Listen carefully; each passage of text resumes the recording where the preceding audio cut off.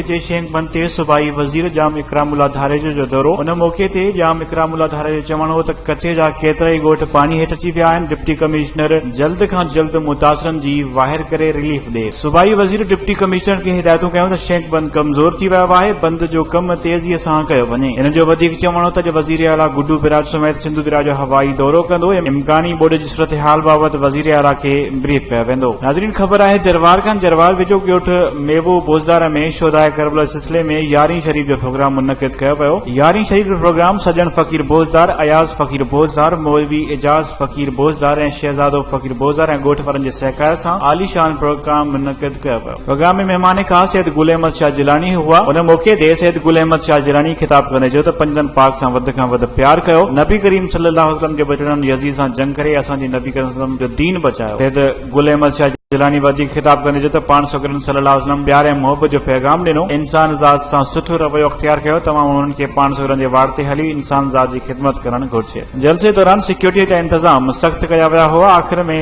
लंगर पिणु तक़सीम कयो वियो। वधीक ख़बरुनि ऐं न्यूज़ अपडेट्स लाइ ॾिसंदा रहो फास्ट न्यूज़।